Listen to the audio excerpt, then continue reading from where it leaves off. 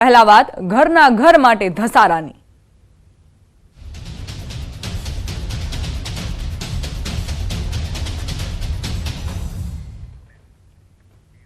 વડોદરામાં ઘરનું ઘર મેળવવા લોકોનો ધસારો। 103 મકાન મેળવવા લાખો લોકોની પડાપડી। કોટક મહિન્દ્રા બેંક બહાર વહેલી સવારથી જ કતારમાં લોકો ઉભા રહી ગયા। બેંકની તમામ બ્રાન્ચો પર કતારો લાગી છે। 5.50 લાખ રૂપિયામાં 2 BHK 2 BHK ઘર આપવાની જાહેરાત કરાઈ છે।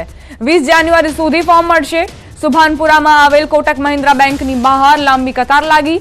બેંકમાં ફોર્મની અછતના કારણે લોકો રોજ ધક્કા ખાઈ રહ્યા છે। વુડા વેબસાઇટ પર ઓનલાઈન ફોર્મ મૂકે તો લોકોને લાઈનમાંથી છુટકારો મળી શકે। સવારે 4 વાગ્યાથી લોકો લાઈન લગાવીને ઊભા રહે છે। વડોદરામાં ઘરનું ઘર મેળવવા માટે લોકોનો ધસારો। 2 BHK ની જાહેરાત કરવામાં આવી છે 5.50 લાખમાં અને તેને પ્રાપ્ત કરવા માટે લાખો લોકો જે લાઈનોમાં ઊભા રહી જાય છે। આ મકાનનું ફોર્મ નીકળ્યું છે એ લેવા માટે આવ્યા છે। કે છે તો એક રૂમ રસોડાના 3 લાખ છે, પેલું 2 રૂમ રસોડાના 3 લાખ 5 લાખ રૂપિયા છે। એના માટે અમે લોકો સવારે 4 વાગ્યાથી લાઈનમાં ઊભા છે। અત્યાર સુધી નંબર આવ્યો નહીં અને એવું કહે છે તો 120 જ કંઈ ફોર્મ નહીં કરવાના છે। તેમને સમજીને લાઈન ઊભી રાખવી જોઈએ ને। ઘરે બાળકો મૂકીને આવ્યા, સ્કૂલ ગયા, છોકરાઓ જમવાનું બનાવ, લાઈન તો આગળ વધતી નહીં, કશું નહીં। 100 રૂપિયા લઈ લે। હવે અમે અહીં ઊભા રહીશું, પછી ઘરે જઈશું, જમવાનું બનાવીશું, છોકરાઓને સ્કૂલે લેવા જાય તો આ લોકો વહેલા થોડું ના ખોલી દે। કઈ વ્યવસ્થા તો છે નહીં, કઈ મેનેજમેન્ટ બી એટલું બધું છે નહીં। બધા લાઈનમાં આવી ડાયરેક્ટ લાગી જાય છે સાહેબ, બીજું કઈ છે નહીં। એના કોઈ પૂછતું નહીં, કશું કરતું કંઈ કહેતા છે નહીં। 4 વાગ્યાના અમે આવ્યા છે પણ અત્યાર સુધી કોઈ વ્યવસ્થા થઈ નથી ફોર્મની। અને ફોર્મ દીઠ 100 રૂપિયા આ લોકો લે છે પણ હજુ સુધી મળતા નથી। ગઈકાલે અમે આવેલા બહારથી, હાલે રાજપીપળાથી હું આવું છું સાહેબ, પણ કાલે આવેલો તો કાલે એમને એવું કીધું કે અત્યારે ફોર્મ નથી એટલે કાલે તમને મળશે। સાહેબ બહુ તકલીફ પડે। કાલે આવ્યા તો પાછા જવું પડ્યું। તો આ લોકોએ કીધેલું 6 તારીખ ફોર્મ મળી જશે, 6 તારીખે આવ્યા તો ના મળ્યા। પાછા આજે સવારે 6 વાગ્યાના ઊભા થઈ ગયા લાઈનમાં, તો હજી નંબર નહીં લાગ્યો। શું લાગે લાઈન જોઈને તો સાહેબ લાગતું નહીં કે નંબર લાગે। આ લોકો કહેતો છે આપવાનું પણ લાગતું તો નહીં સાહેબ। મારી 80 વર્ષ ઉપર થઈ ઉપર ફોર્મ લેવા લાઈનમાં ઉભા રહ્યા, કેટલી તકલીફ પડી? અરે તકલીફ તો બહુ પડી, પણ છોકરાને ઘર નહીં, મેં તો ભાડો ભર્યો પણ શું કરવાનું, એટલે પછી ફોર્મ લેવા આવ્યો છે। અને અમે ગમે એમ કરીને મીઠી ઉધાર કરીને પણ પૈસા ભરીશું, પણ કદાચ ના લાગે તો 15,000 પાછા આપજો, બરાબર? 80 વર્ષની ઉંમરે લાઈનમાં આટલા કલાક ઉભો રહ્યો, ક્યારના ઉભા રહ્યો? 7 વાગ્યાના। જ્યારે કોઈ વ્યક્તિ આખી જિંદગી ભાડાના મકાનમાં રહે ત્યારે તેનું માત્ર એક જ સપનું હોય છે કે મહેનત કરે, એક રૂપિયો બચાવે અને પોતાના સપનાનું ઘર વસાવે। પરંતુ વડોદરા શહેરમાં પરિસ્થિતિ આખી અલગ છે। જો લોકોએ પોતાના સપનાનું ઘર લેવું હોય તો તકલીફો સહન કરવી પડશે। એ દ્રશ્યો જે છે તમને કંઈ બતાવશે કે લોકો કઈ હદે તકલીફ જે છે તે સહન કરી રહ્યા છે। આજે લાંબી કતાર લાગી છે, એ કતાર એટલા માટે છે કે તમામ લોકો એક સપનું જોયું છે કે તેમનું પોતાનું એક ઘર હોય, પોતાના માથે છત હોય અને એમના બાળકોની જિંદગી જે છે તે તેમની જેમ ભાડાના મકાનમાં ના વીતે। પરંતુ અહીંયા નાગરિકો હેરાન પરેશાન થઈ રહ્યા છે। આ લોકો તમે જે જોઈ રહ્યા છો કે નોકરિયાત લોકો છે, ગૃહિણીઓ છે, સિનિયર સિટીઝન છે, સવારે 4 વાગ્યાના આ લોકો એક ફોર્મ લેવા માટે લાઇનમાં ઊભા રહ્યા છે। જો વડોદરા શહેરની વાત કરીએ તો વુડા દ્વારા જાહેરાત કરવામાં આવી છે કે 5.50 લાખ રૂપિયામાં તે 2 બેડરૂમ હોલ કિચનનું ઘર જે છે તે આપવાનું છે અને 20 જાન્યુઆરી સુધી આ જે ફોર્મ છે તે મળવાના છે। ત્યારે આ એ જ ફોર્મ લેવા માટે લોકો વહેલી સવારે 4 વાગ્યાથી લાંબી લાઈનો જે છે તે લગાવી રહ્યા છે। લગભગ 103 જેટલા મકાનો જે છે તે ખાલી પડ્યા છે, પરંતુ 103 મકાનો મેળવવા માટે લાખો લોકો જે છે તે લાઇનમાં ઊભા રહેવા માટે મજબૂર બન્યા છે। અને બીજી વાત કરીએ તો જે ખાનગી બેંક છે એ ખાનગી બેંક દ્વારા આ જે ફોર્મ છે તેનું વિતરણ જે છે તે કરવામાં આવે છે। ત્યારે નાગરિકો કહી રહ્યા છે કે જો સરકારી યોજના છે, સરકારી મકાન છે, તો આ જે ફોર્મ વિતરણની વ્યવસ્થા જે છે તે સરકારી બેંકમાં કરવામાં આવે અથવા તો ડિજિટલ યુગ છે તો આ ફોર્મની વ્યવસ્થા ઓનલાઈન કરવામાં આવે, જેથી આજે મહિલાઓ છે તેમને કલાકો સુધી લાઇનમાં ન ઊભું રહેવું પડે। જે યુવાનો છે તેમને પોતાની નોકરી ધંધો જે છે તે બગાડીને લાઇનમાં ન ઊભું રહેવું પડે। લોકો 2-3 દિવસથી આ રીતે ધક્કા ખાઈ રહ્યા છે। લગભગ 1 કિલોમીટર સુધીની લાંબી લાઈનો જે છે તે લોકો લગાવતા હોય છે, પરંતુ ખાલી હાથે પાછા જવાનો વારો આવતો હોય છે। એક સિનિયર સિટીઝને તો એ હદે કહી દીધું કે હવે જિંદગીનો અંતિમ પડાવ છે અને મરતા પહેલાં પોતાનું ઘર થાય તેવું તેમનું સપનું છે। ત્યારે આ જે સિસ્ટમ છે તેની સામે ચોક્કસથી સવાલો ઉઠી રહ્યા છે અને નાગરિકો આ રીતે કેટલા દિવસ સુધી ધક્કા ખાશે અને કેટલા દિવસ હેરાન થશે તે અત્યારે જોવું રહ્યું। હાર્દિક દીક્ષિત, ન્યૂઝ 18 ગુજરાતી, વડોદરા। વડોદરામાં શું પરિસ્થિતિ સર્જાઈ છે તેનો આપ અંદાજ લગાવી શકો છો, કારણ કે જે ઘરનો આંકડો છે તે 103 છે. 103 મકાન જેની ફાળવણી કરવામાં આવશે ડ્રોના માધ્યમથી, પરંતુ તેની સામે લાખો લોકો ફોર્મ ભરવા માટે ઉમટ્યા છે. જ્યારે 120 ફોર્મ હોય તો પહેલાથી જ જાણકારી આપી દેવામાં આવવી જોઈએ.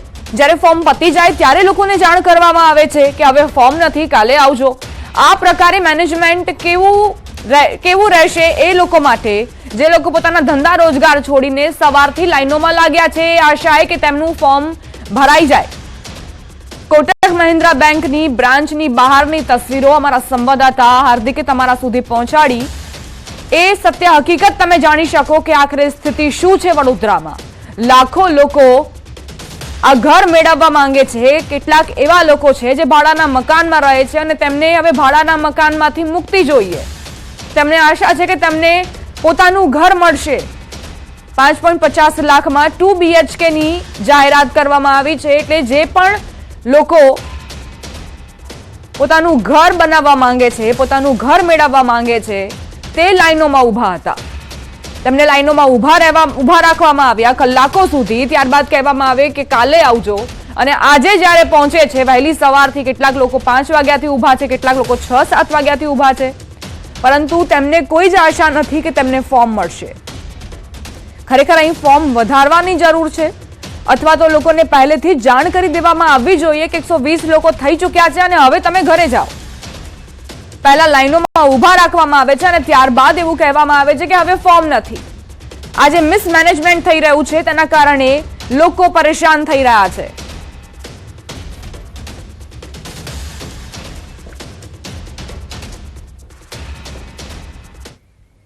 વાત હવે ઓપરેશન ઇન્દિરાની.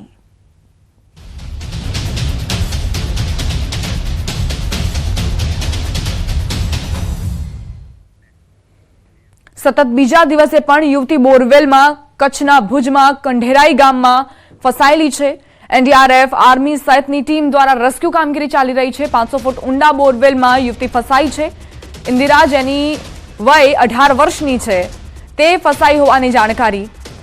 સમગ્ર મામલે પ્રાંત અધિકારીએ પણ નિવેદન આપ્યું.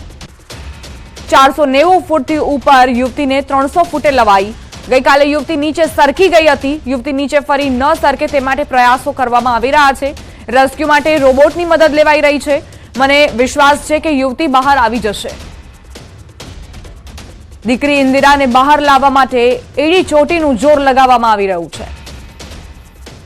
300 ફૂટ પર કેસીની અનઇવન બાઉન્ડ્રીના લીધે બોડી અટકી રહી છે. તો આપણે અત્યારે બીજા હૂકની મદદથી અને નીચે એક વધારાનો એલ હૂક લગાવીને સપોર્ટ આપવાની કોશિશ કરીએ છીએ, જેથી જે યુવતી છે નીચેની બાજુ ફરીથી ન જાય એના માટેના અત્યારે પ્રયાસો થઈ. અત્યારે પણ રોબોટની મદદ લેવાનો પ્રયાસ થઈ રહ્યો છે. અત્યારે જે કેબલ છે એ પૂરતા પ્રમાણમાં સેન્સર કામ નથી કરી રહ્યા, કારણ કે ઊંડાઈ બહુ છે. અત્યાર સુધી એમને 100 ફૂટની ઊંડાઈ સુધી કામ કર્યું છે, પણ અત્યારે આપણે નવો વાયરની વ્યવસ્થા કરી અને અત્યારે નીચે રોબોટ તો પ્રયત્ન કરવામાં આવી રહ્યો છે કે આ યુવતીને ઝડપથી બહાર કાઢવામાં આવે, પરંતુ ઘણા બધા પડકારો છે. અને પ્રાંત અધિકારીએ નિવેદન આપ્યું કે રોબોટની મદદ લેવામાં આવી રહી છે. બને તેટલા પ્રયાસ કરવામાં આવી રહ્યા છે કે યુવતી ઝડપથી બહાર આવી જાય.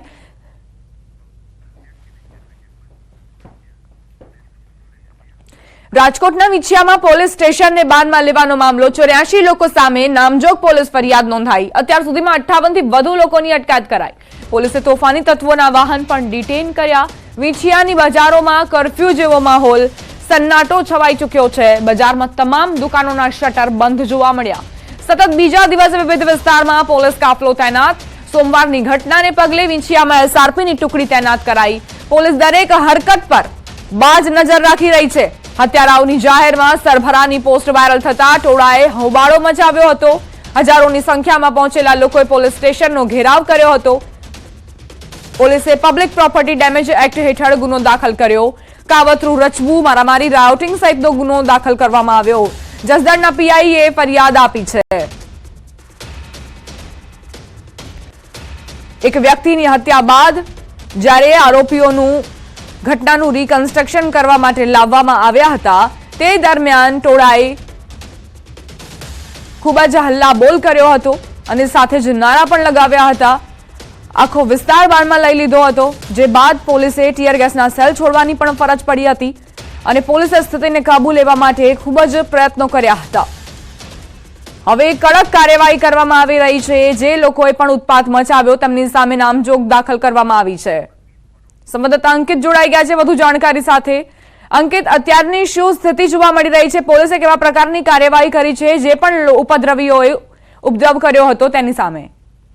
ચોક્કસ દીપા, ખાસ કરીને વાત કરવામાં આવે તો જે રીતે સોમવારની સાંજે વિછિયા પોલીસ સ્ટેશન ખાતે હજારો લોકોનું જે ટોળું છે તે જોવા મળ્યું હતું ને તેમાંથી જ કેટલાક તોફાની તત્વોએ પોલીસ ઉપર પથ્થરમારો કર્યો હતો, પોલીસ સ્ટેશન ઉપર પથ્થરમારો કર્યો હતો ને જેના કારણે પોલીસના 3 જેટલા કર્મચારીઓને ઈજા પહોંચી હોવાનું છે તે સામે આવ્યું હતું ને તેના જ કારણે પોલીસે જવાબી કાર્યવાહી કરવાની ફરજ પડી હતી, જેના કારણે પોલીસે 10 જેટલા ટીયર ગેસના સેલ છોડ્યા હતા, સાથોસાથ લાઠીચાર્જ પણ કર્યો હતો.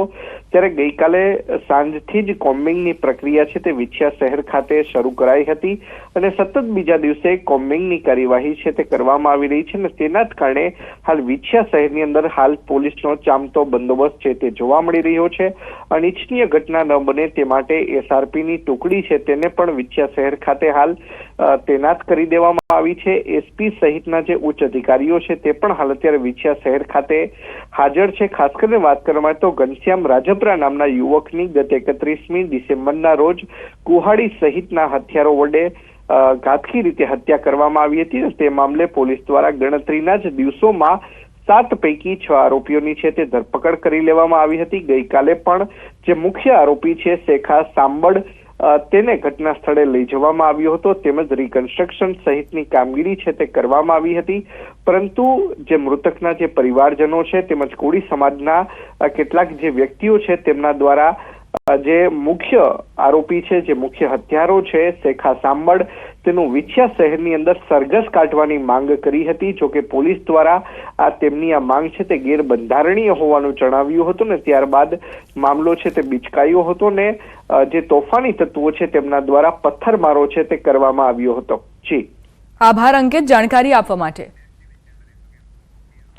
પાટણના રાધનપુરમાં જામ્યું પોસ્ટર વોર.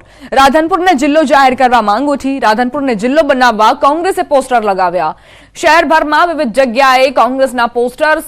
રાધનપુરને જિલ્લો ન બનાવવા પર કોંગ્રેસે સવાલ ઉઠાવ્યા છે. બનાસકાંઠામાંથી દિયોદર ઓગળ જિલ્લાની માંગ વધુ પ્રબળ બની. ઓગળ જિલ્લાની માંગને લઈને સતત 6ઠ્ઠા દિવસે ધરણા પ્રદર્શન. દિયોદરના આરામગૃહ આગળ સ્થાનિકોના ધરણા. સૂચિત ઓગળ જિલ્લા સંકલન સમિતિના લોકો ધરણા પર બેઠા.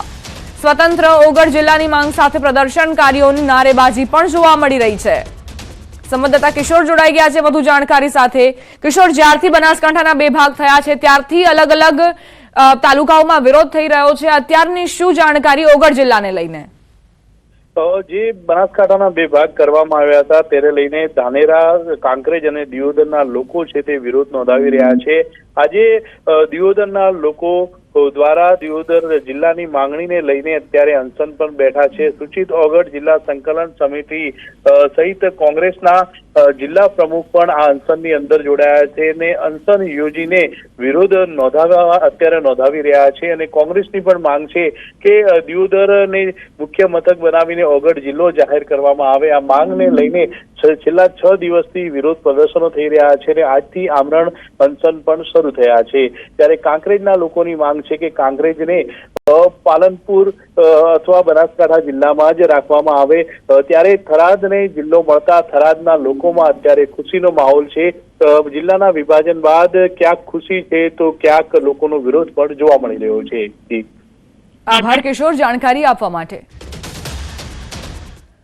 અમરેલી લેટરકાંડ મામલે પાટીદાર દીકરી પાયલ ગોટીના સમર્થનમાં આવ્યા કોંગ્રેસ નેતા પરેશ ધાનાણી. કોંગી નેતાએ પાયલ ગોટી માટે ન્યાયની માંગ કરી.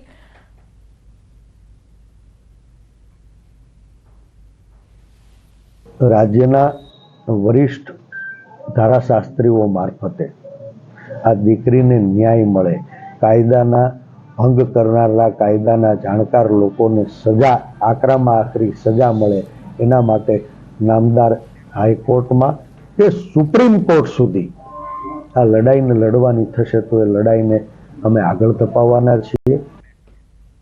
નવસારીના બિલીમોરા નગરપાલિકાના અધિકારીઓની ગંભીર બેદરકારી સામે આવી. પાલિકાના અધિકારીઓએ પાલિકાના કર્મચારીનો જીવ જોખમાય તે રીતે કામ કરાવ્યું. કોઈ પણ જાતના સેફટીના સાધનો વિના બ્રિજ પર જેસીબી મશીન પર ચડીને યુવકે જોખમી રીતે કામ કર્યું. મહત્વનું છે કે રેલવે ઓવરબ્રિજ પર લોકોના પતંગની દોરીથી જીવ બચાવવા પાલિકા તંત્રએ પુલ પરના સ્ટ્રીટ લાઇટ પર તાર બંધાવ્યા, પરંતુ તાર બાંધવા માટે કર્મચારીને લિફ્ટની જગ્યાએ જેસીબી મશીન પર ચડાવ્યો. ત્યારે કોઈ દુર્ઘટના બને તો જવાબદારી કોની રહેશે તેવા સવાલ ઉઠી રહ્યા છે. બિલીમોરા પાલિકા તંત્ર સામે પણ સવાલ ઉઠ્યા છે. પ્રશાસનને પાલિકાના અધિકારીઓને થોડી સાવચેતી રાખવી જોઈએ કે જ્યારે તમે કર્મચારી પાસેથી કામ કરાવી રહ્યા હો અને ત્યારે દુર્ઘટના બને તો કોણ જવાબદાર? કોઈ દુર્ઘટના ઘટે ત્યારબાદ પાલિકાના જે અધિકારીઓ છે તે તપાસની વાતો કરતા હોય છે, પરંતુ પહેલા કોઈ જ સેફટી નથી રાખવામાં આવતી. શું પાલિકા પાસે લિફ્ટ જેવા સાધનોનો અભાવ છે એટલે જેસીબી મશીનનો ઉપયોગ કરવામાં આવ્યો?